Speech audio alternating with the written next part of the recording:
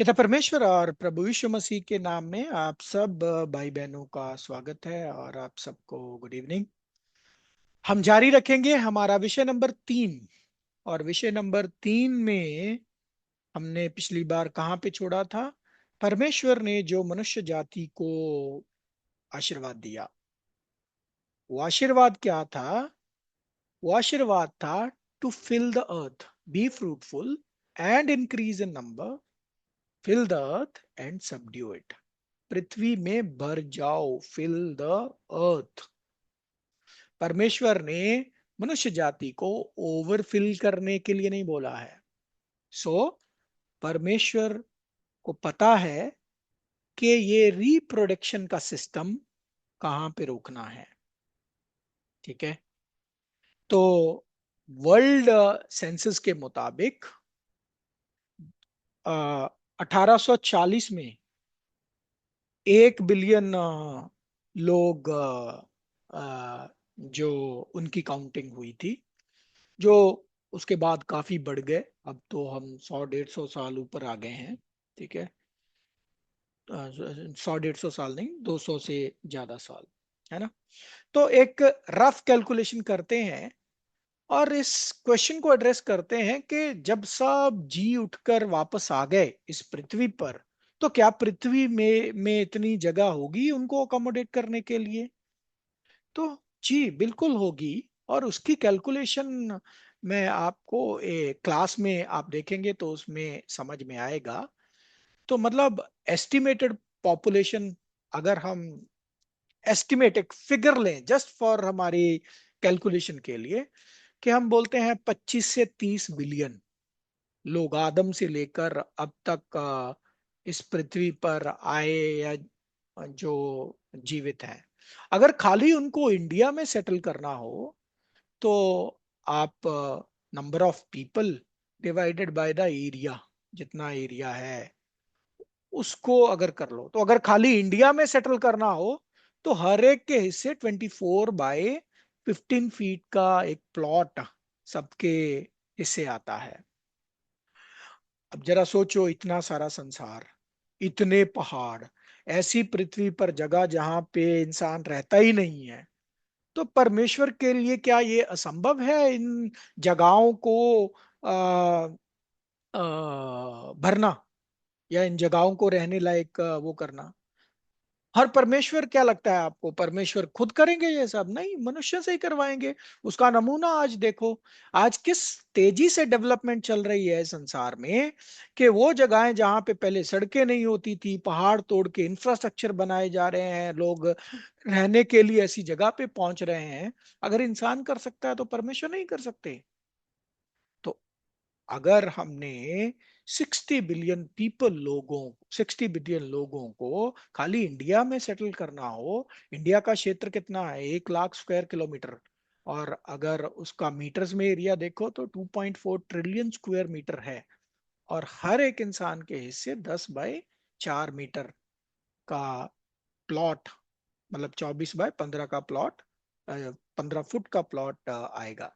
तो परमेश्वर के लिए ये कोई बड़ी बात नहीं है। और दूसरा, मैंने आप लोगों को पिछली बार भी बताया था कि रिप्रोडक्शन के सिस्टम पे ऑलरेडी ही कंट्रोल जारी है।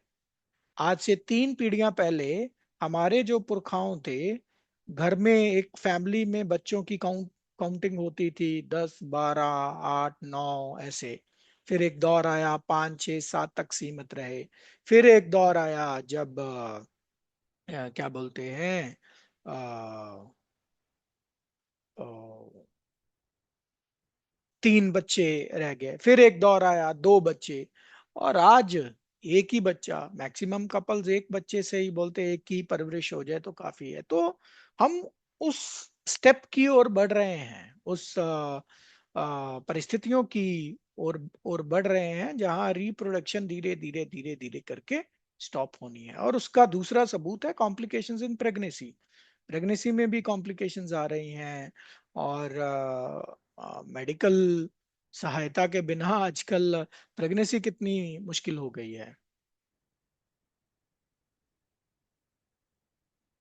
बिकॉज ऑफ द लाइफस्टाइल, खाना पीना जो भी है।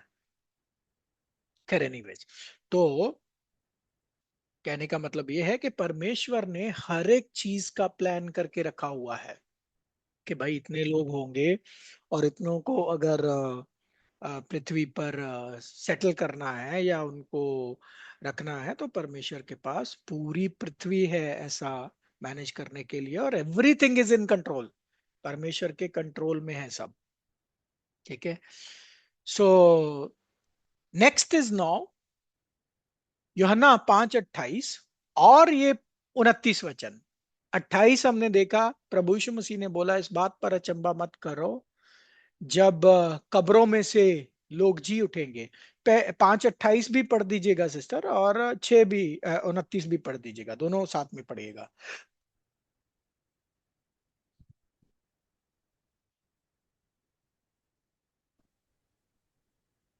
इससे अचंभा मत करो, क्योंकि वह समय आता है कि जितने कब्रों में हैं वे उसका शब्द सुनकर निकल आएंगे। जिन्होंने भलाई की है वे जीवन के पुनरुत्थान के लिए जी उठेंगे, और जिन्होंने बुराई की है वे दंड के पुनरुत्थान के लिए जी उठेंगे। जी।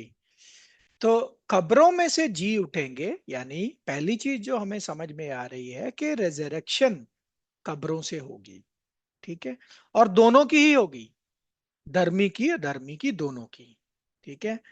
अब जी उठने के बाद ये जो बात है कि कुछ तो क्या बोलते हैं, जीवन के लिए, ये कौन सा जीवन है? ठीक है। और कुछ दंड के लिए।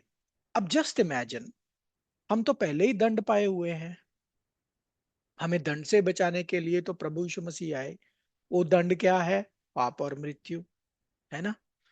अब एक बंदा, पर याद रखो परमेश्वर ने आदम को क्या बोला था? जिस दिन तू फल खाएगा उस दिन मर जाएगा, पाप की मजदूरी मौत है।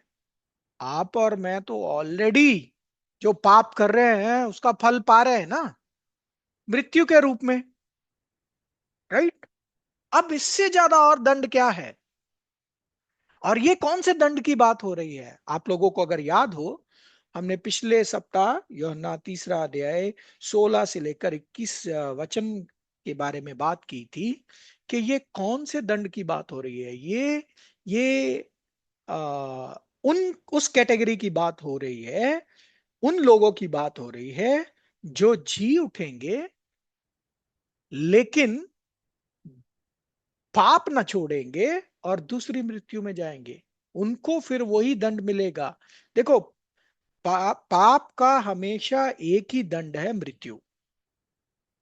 तो अगर फिर भी उसके बाद पाप में लगे रहते हैं, प्रभु के अनुग्रह को ठुकराते हैं, प्रभु के आज्ञा पालन में नहीं आते हैं, वो जीवन के लायक नहीं। क्योंकि पहला यूहन्ना में क्या लिखा है 5वें अध्याय में? जिसके पास पुत्र है उसके पास जीवन है, जिसके पास पुत्र नहीं उसके पास जीवन नहीं। इसका अर्थ क्या है? पुत्र मतलब कैसे? पुत्र का मतलब है जिसके पास पुत्र का मन है, प्रभु यीशु मसीह का मन है, परमेश्वर के प्रति आज्ञा पालन का मन है। अगर आज्ञा पालन करेंगे तो जीवन, नहीं आज्ञा पालन करेंगे तो मृत्यु। कौन सी मृत्यु? दूसरी मृत्यु, जिसको इधर दंड में, हम दंड की भाषा में समझ सकते हैं। और ये पहले दंड की बात नहीं हो रही है, ये पुनरुत्थान के बाद की दंड की बात हो रही है। हम तो पुनरुत्थान होने से पहले ही दंड दे रहे हैं उनको। लेकिन याद रखो, ये पुनरुत्थान के बाद के दंड की बात हो रही है प्यारे भाई और बहनों। अब ये कब होगा, कैसे होगा, इसके बीच में कितना टाइम पीरियड होगा, just wait. Just wait. Lesson number 8 में आपको झलकियां दिखाई जाएंगी स्क्रिप्चर्स के थ्रू कि परमेश्वर के राज्य में क्या क्या होने वाला है, ये दंड कैसे आने वाला है, ये दंड में जाने वाले कितने लोग होंगे। ये इसके लिए just wait for lesson number 8। Lesson number 8 is fifth universal kingdom. ठीक है। और रही बात इसकी, तो वचन पढ़िए यूहन्ना 3:17। परमेश्वर ने अपने पुत्र को इस मनुष्य जाति को, इस संसार को दंड की आज्ञा देने के लिए नहीं भेजा था, परंतु उनके द्वारा उद्धार। तो प्रभु यीशु मसीह का आने का मकसद इस पृथ्वी पर यह था कि उनके द्वारा ये मनुष्य जाति, ये संसार उद्धार पाए। दंड तो हम पहले ही पाए हुए थे। और ये है वो वचन, प्रेरितों के काम 17वां अध्याय 31 वचन। क्योंकि उसने एक दिन ठहराया है जिसमें वह उस मनुष्य के द्वारा धार्मिकता से जगत का न्याय करेगा जिसे उसने ठहराया है, और उसे मरे हुओं में से जिलाकर ये बात सब पर प्रमाणित कर दी है। जी, तो क्योंकि उसने एक दिन ठहराया है। अब ये देखो प्यारे भाई और बहनों, यही बात पर अभी जो भाई था, उनको सिंपल भाषा लगती है। ये उनको लगता है कि ये सीधा सीधा भाषा है, ये एक दिन। क्योंकि उसने एक दिन ठहराया है, हमारे मुताबिक वो एक दिन 24 घंटा है। क्या लगता है आपको, 60 बिलियन लोगों का न्याय प्रभु यीशु मसीह एक दिन में कर देंगे? हो सकता है ये संभव? 24 घंटे में हो जाएगा? और दूसरी बात, न्याय की कंडीशन क्या है? जिसमें वह उस मनुष्य के द्वारा, कौन मनुष्य? प्रभु यीशु मसीह के द्वारा धार्मिकता से जगत का न्याय करेगा। प्रभु यीशु मसीह के द्वारा धार्मिकता के जरिए न्याय होना है। और ये देखो, उस मनुष्य, उसकी बात हो रही है जिसे उसने ठहराया है, और उसे मरे हुओं में से जिलाकर यह बात को प्रमाणित भी कर दिया है। अब बड़ा ये तो क्या बोलते हैं, इलॉजिकल बात होगी अगर हम माने कि भाई 24 घंटे में प्रभु आएंगे, तार तार तार तार किताबें खोलेंगे और न्याय करके चले जाएंगे इतने सारे लोगों का। ऐसा संभव भी है? जरा सोच के। मेरी लाइफ, अगर मेरी लाइफ का न्याय करना है, तो मेरी लाइफ का चैप्टर 1 से मेरी लाइफ के चैप्टर एंड तक जाना है। उसमें मैंने कुछ अच्छा किया है, कुछ बुरा किया है, वो सब आप आज पृथ्वी के लॉ, मतलब कोर्ट में जाओ, क्या आपका फर्स्ट हियरिंग में ही न्याय हो जाता है सारा? भाई ये एक दिन उस मनुष्य के लिए, ये एक दिन कितना है? दूसरा पत्रस 3:8 पढ़िए। हे प्रियो, ये एक बात तुमसे छिपी न रहे कि प्रभु के यहाँ एक दिन 1000 वर्ष के बराबर है, और 1000 वर्ष एक दिन के बराबर है। तो जजमेंट डे जो है वो 1000 साल है। प्रभु यीशु मसीह के लिए एक दिन का मतलब, जो अभी इधर एक दिन बोला है ना, एक दिन ठहराया है, वो एक डे, एक दिन 24 घंटा नहीं है, 1000 साल है। 1000 साल लगेगा पूरी मनुष्य जाति की जजमेंट कंप्लीट करने के लिए। 1000 साल प्यारे भाई और बहनों, ठीक है। और जो जजमेंट में डिफॉल्टर निकलेंगे, उनका क्या होगा? पढ़िए जरा, दानियल 12वां अध्याय 2 वचन। और जो भूमि के नीचे सोए रहेंगे, उनमें से बहुत से लोग जाग उठेंगे, कितने तो सदा के जीवन के लिए, और कितने अपनी नाम धराई और सदा तक अत्यंत घिनौने ठहरने के लिए। जी, ये सदा तक जो है शब्द, एक्चुअल में है हिब्रू का शब्द ओलाम। ओलाम का मतलब है युग के अंत तक, अत्यंत घिनौने ठहरने के लिए। प्यारे भाई और बहनों, जब जजमेंट कंप्लीट होगी, जिस भी किसी की जजमेंट कंप्लीट होगी, अगर उसको पाया जाता है कि वो जीवन के योग्य नहीं है, तो वो सदीपक मृत्यु में, दूसरी मृत्यु में जाने वाले हैं। और ऐसे लोग होंगे जो जी उठने के बाद, पुनरुत्थान के बाद जीवन के लायक नहीं समझे जाएंगे। लेकिन वो कितना पीरियड लगेगा, वो कब जाके होगा, वो हम देखेंगे। इंतजार कीजिए फ्यूचर क्लासेस का, कि जजमेंट कैसे चलने वाली है इस पृथ्वी पर, बट ये ध्यान रखो कि जजमेंट धार्मिकता के साथ होगी, है ना।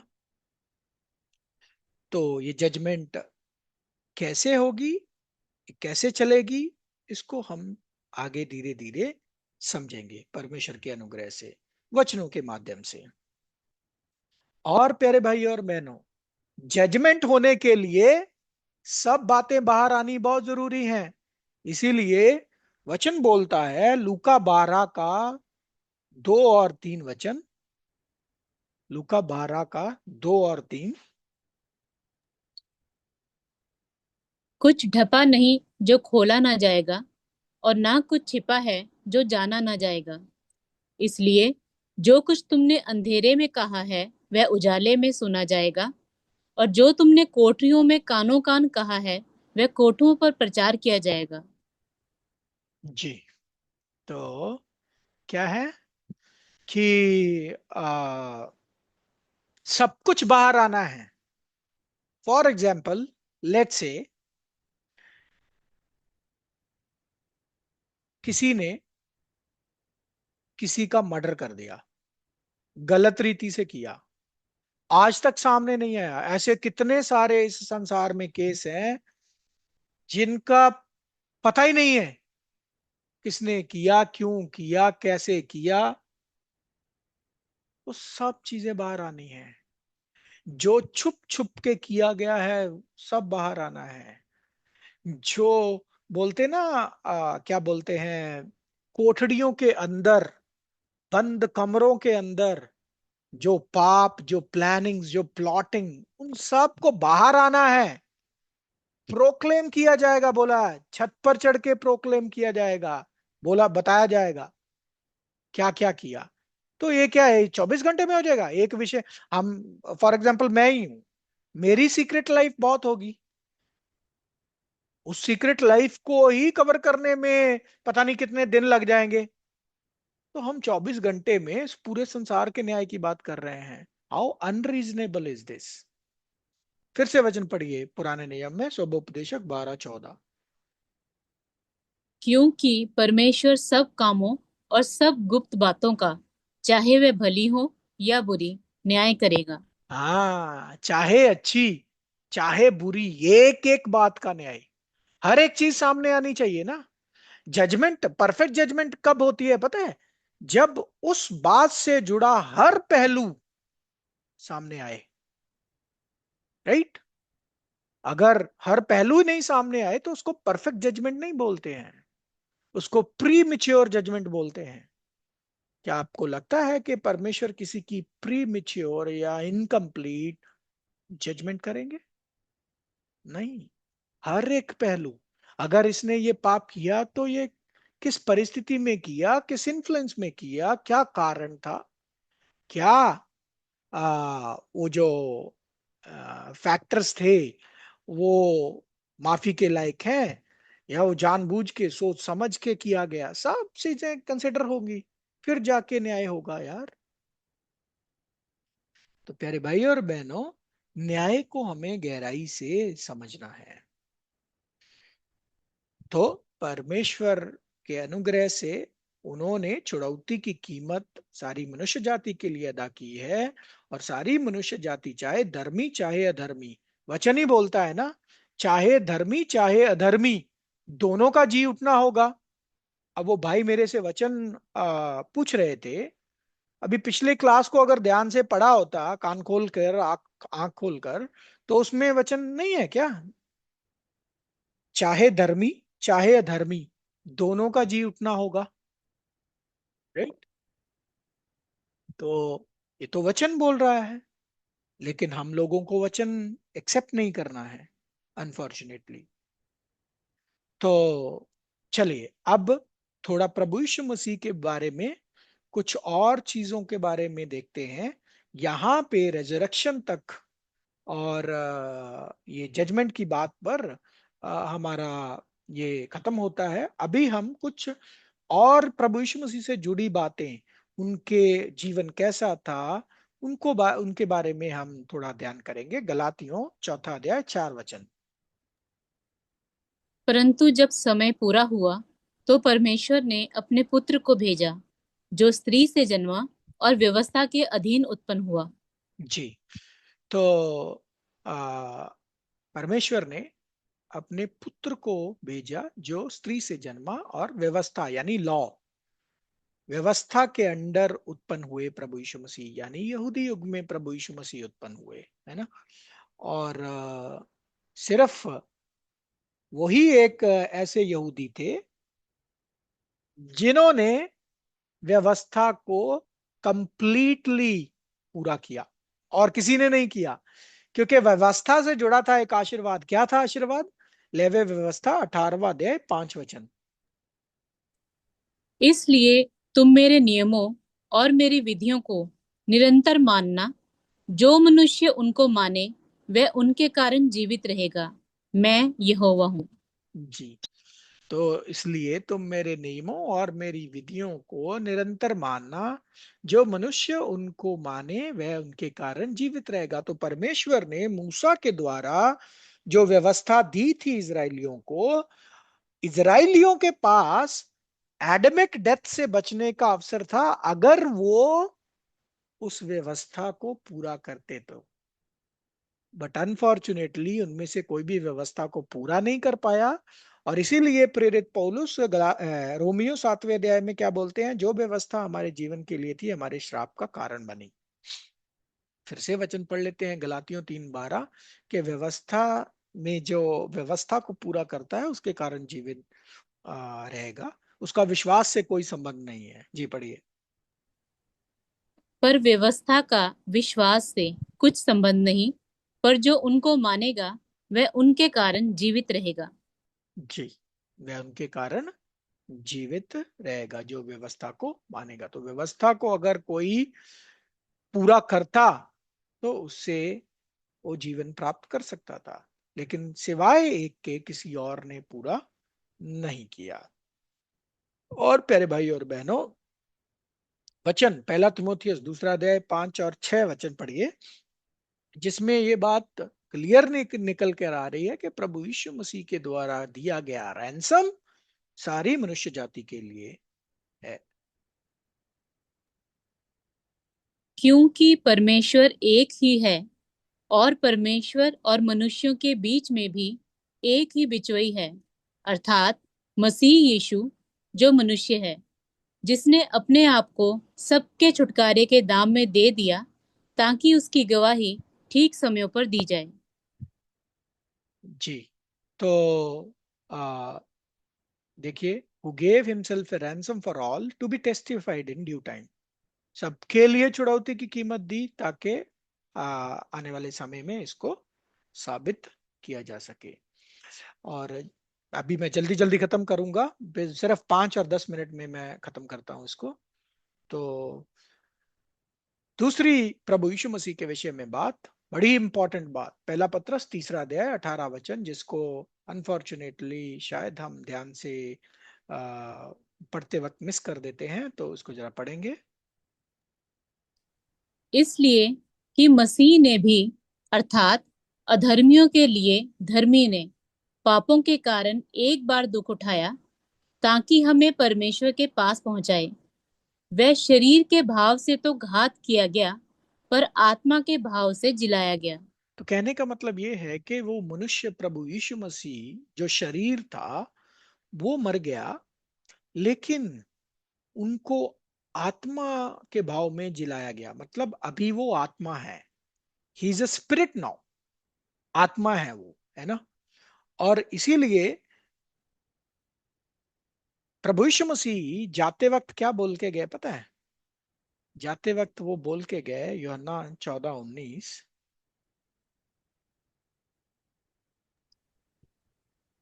और थोड़ी देर रह गई है कि फिर संसार मुझे ना देखेगा, परंतु तुम मुझे देखोगे।